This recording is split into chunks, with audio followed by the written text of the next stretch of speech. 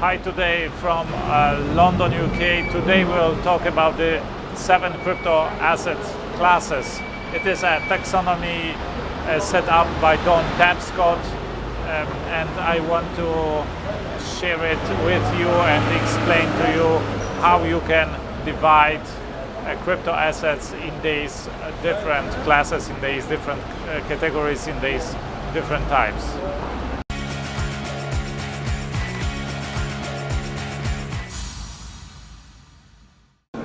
Okay, I moved to my hotel. It was so crowded, so loud outside. Let's start quickly. As I said, this is the categorization, this is the taxonomy set up by Tapscott. There are some fluent boundaries between these different crypto assets. Some of the crypto assets of the crypto projects you could put into several different categories. So maybe this is not the perfect categorization, but this is the first attempt to somehow categorize the crypto assets, and let's talk about that. Let's start with the first assets that existed. It is simply the cryptocurrencies. What does it mean, cryptocurrencies? The best example is Bitcoin, right? Bitcoin was the first cryptocurrency, it was the first crypto project. So the assets that are used or are generally currencies, they are payment assets you call cryptocurrencies. Examples are of course Bitcoin, but also Litecoin, or maybe some private cryptocurrencies like Monero. These are good examples of cryptocurrencies. The second asset class would be platforms. You could take the crypto assets that are used on that platforms within these platforms as the payment method or as the fuel for that platform. So these crypto assets are the base currency of the platforms that feature also other crypto assets. The best example, the first example of that type of crypto asset is Ethereum, of course. Yeah? With Ethereum, this is the fuel of the Ethereum network, of the Ethereum platform, and you have many other assets on Ethereum that may belong to other categories. But generally, Ethereum itself is a platform crypto asset. The same you could say about Neo, or even better, Neo Gas. That is the fuel of the Neo network. Then you have, of course, other platforms with the base currency. For example, the Byteball network with Byteball bytes. Right?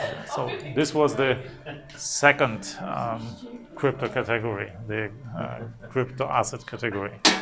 The third asset class would be utility tokens. Utility tokens are crypto assets that are used to pay for some services on some non-crypto platforms.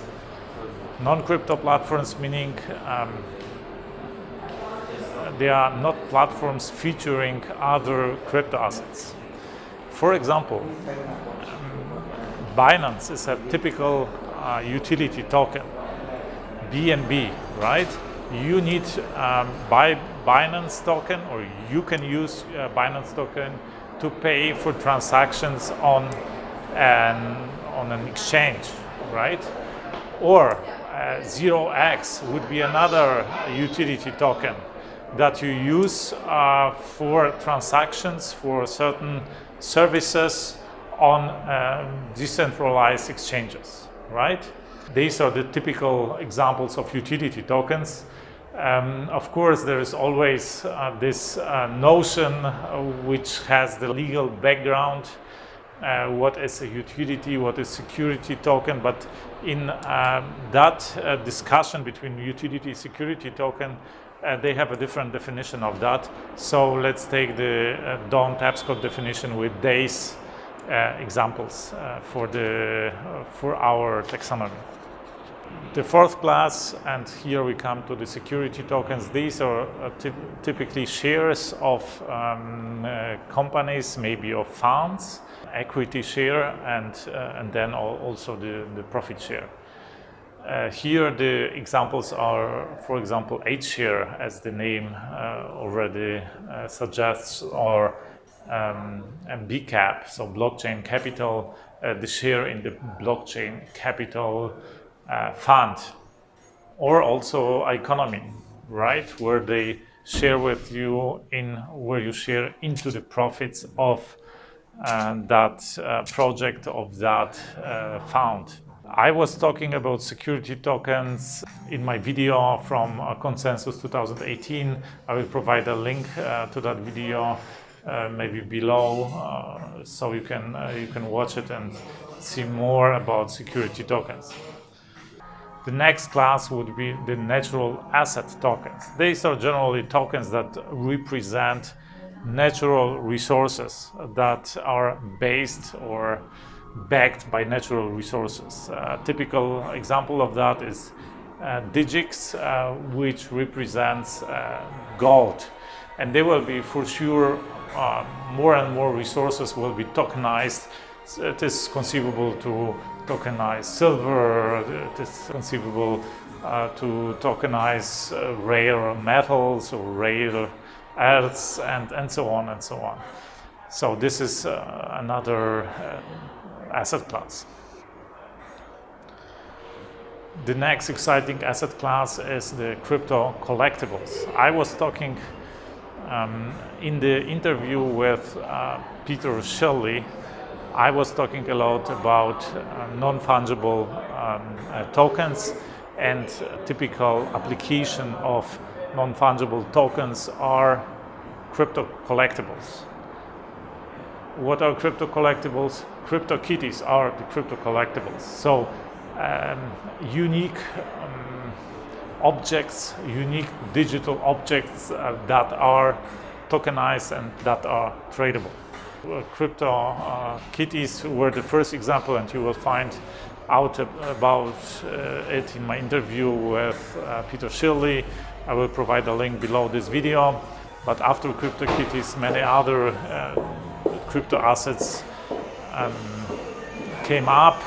For example, Cryptofighters or CryptoPunks or Cryptobots. And there is even a platform, a market where you can trade crypto assets. It's called Rare Bits. Crypto collectibles are usually based on the ERC 721 convention that describes the inner working of non-fungible tokens. But recently there is also an updated definition. It's called ERC 821. The last asset class Don Tapscott talks about are stablecoins, or he calls them also crypto fiat, but it's not the same. I will tell you about my understanding of crypto fiat and stablecoins. Crypto fiats are cryptocurrencies or crypto assets that are backed by fiat currencies, like by dollar, by euro, by yen or renminbi.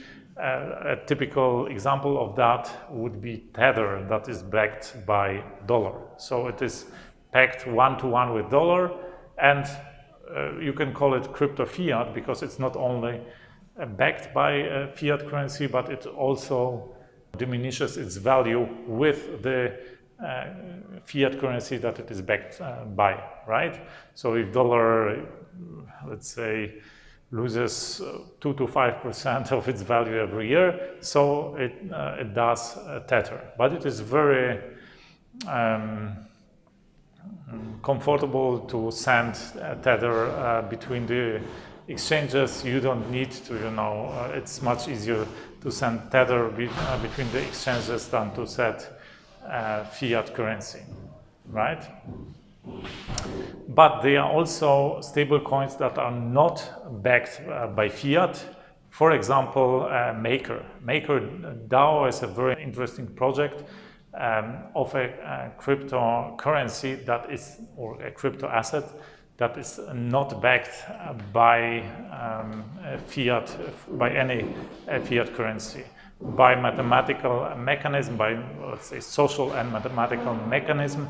It tries to establish a stable coin that is independent of the moves of up and downs of Bitcoin, of other cryptocurrencies, and it is in some, and it keeps in some way a stable value that will enable later to build pairs between Maker and other crypto currencies, and to trade between these cryptocurrencies and have a really stable charts or reliable charts of any other cryptocurrency. So, as I said, this taxonomy may not be perfect, may not be full.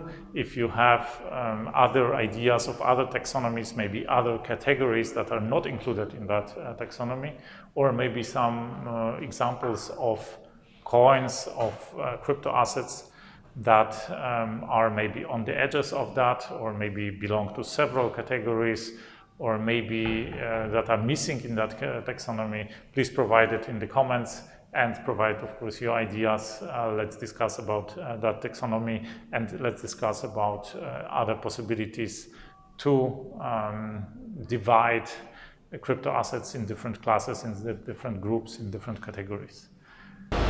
I hope you like this video. If yes, give me a thumb up, subscribe below, and don't forget to hit the bell button in order not to miss my other videos. I talk a lot here about cryptocurrencies, about my experiences with investing in cryptocurrencies. I talk with the movers and shakers of the crypto industry.